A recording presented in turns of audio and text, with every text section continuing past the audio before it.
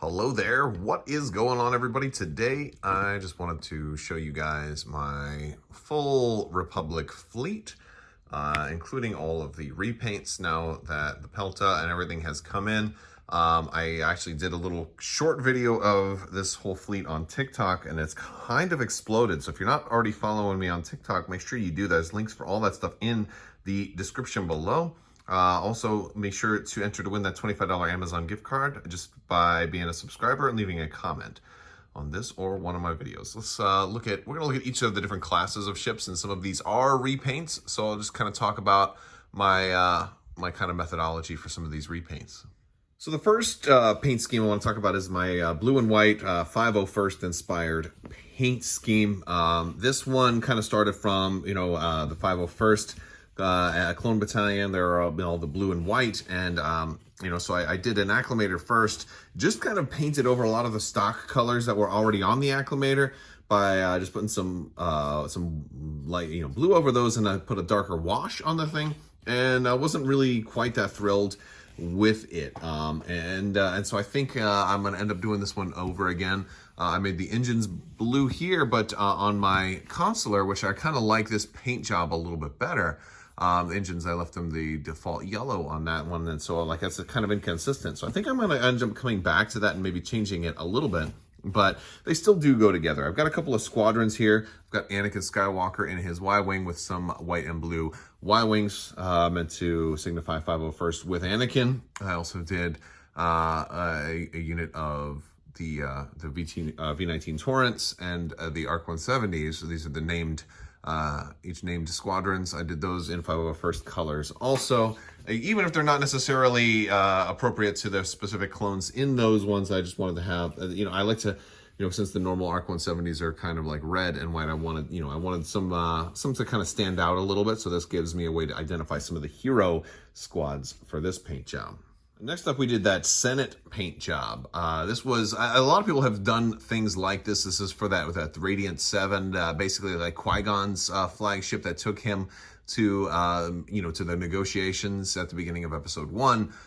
This was kind of like the colors that a lot of the ships were in before the Grand Army of the Republic was formed. And so this is kind of meant to, be the Senate colors of a ship that's not necessarily under clone command, but that might actually be under non-clone command. And after doing this, I decided I wanted to do an acclimator in similar colors. It's not the exact same shade of red because this one was all by brush and then this one was by airbrush. And after doing this one and then adding some of like those tan and those tan colors to it for accent colors, although again you can still see some of the stuff beneath it, I did kind of a light brushing. I decided to do a couple more because I ended up getting I think 3 starters each. So I had a lot of consular cruisers kind of floating around, and so I did some more in Senate colors, but different specific patterns. And so and these all have the blue lights on them. And I like this ones because these guys were certainly meant to fly together. And this would have been a nice little fleet to run before, before we got all the rest of the Wave 10 stuff. And now we have a lot more options. So maybe some more of these will be in the future for some of the new ships. I think it's an appropriate color scheme to add at least a little more red to some of these ships. So this is kind of what I was talking about with the Pelta. If you haven't seen my unboxing already, the rear of this is very sloppy with its paint job, and this is all normal stock stuff, but this one's going to be getting repainted. It's real sloppy, especially around the rear of this ship.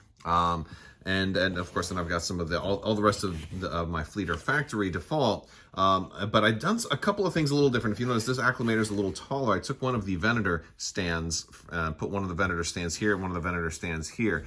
This is definitely too large for this, but I just have it on here for now for funsies because I'm being fun. But one of the cool things you can do if you're going to run triple Venator is do what I've done here, and you get that small little stand off of the Pelta, and all of a sudden now you've got a Venator that's at a low height, which is going to be really convenient because if they end up overlapping or whatever, you don't want the models to touch, and then you have to take the model off of the stand, so you can give them 3 different heights which is especially cool if you're trying to fly them together and you don't want things to bump into each other.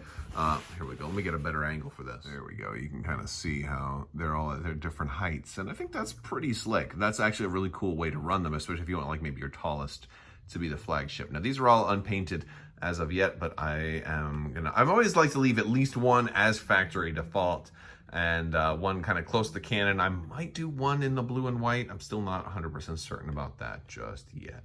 And last but not least is the squadrons. We already looked at some of the 501st inspired ones, but here's kind of how I've done all my regular squadrons. I've got some Arc 170s here. They're all right. Like, they definitely look, I think they look okay at a distance, but if we get really up close, you can see that these were done just kind of by freehand, and they're a little bit on the sloppy side.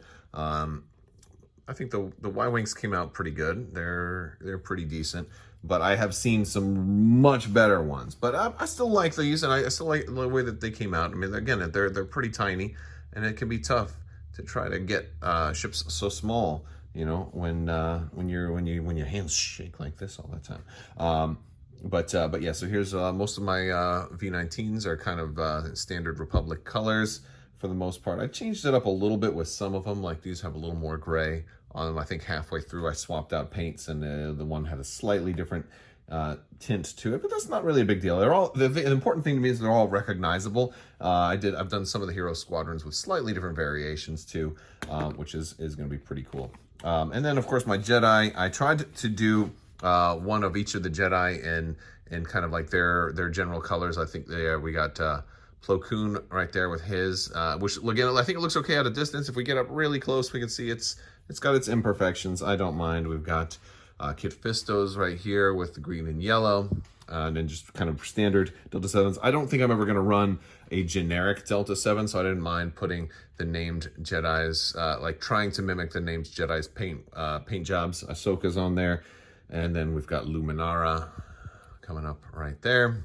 And that's kind of how my Jedi and the Delta 7s look. Can't wait to see some more. I think the ETA 2s ought to be coming soon. I think they'll probably be in the next Clone Wars wave. I'm not sure if they're going to do another Clone Wars only wave, or if we'll start to see now mixed waves, like one ship from each of the 4 factions in maybe wave 11, which wouldn't that be cool? Oh, and we've also got this guy. This is actually from Mel's Miniatures. These were just for fun. And then, of course, then we had some campaigns and stuff that came out using these, the Exogorths, and they just look good to put on the ground near your other stuff. All right, so that is the entire Republic fleet as of right now. There may be some more additions. I do predict another Pelta joining the fleet at some point. I don't know if there'll be too much more than that. I could see maybe another Venator at some point, but I want to save room on the shelf for future ships too. I do expect an Architans to be joining the Republic fleet at some point, and possibly even like a Mandator 1. I think that would be a really cool thing to add. Victory Star Destroyers could certainly show up for the Republic at some point as well. And, of course, the classic Anakin Skywalker's stealth ship, I think, definitely needs to show up. If you want to learn more about Star Wars Armada, definitely check out some of my other Armada videos. I'll put some playlists over here.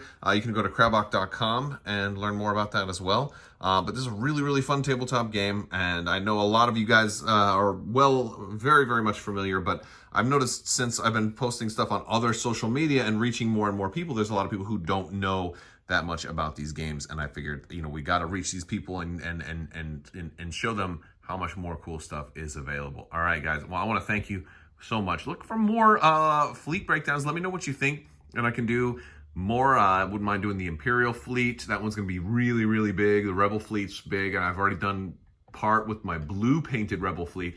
Separatists are coming. I'm doing some more repaints that I'm working on Separatists right now, so that'll be coming up soon too. I will talk to you guys later. I want to thank you all so much. Big thanks to my patrons. You guys are amazing and help make this all possible. So thank you for your continued support, and I will talk to you later. And as always, have a great day.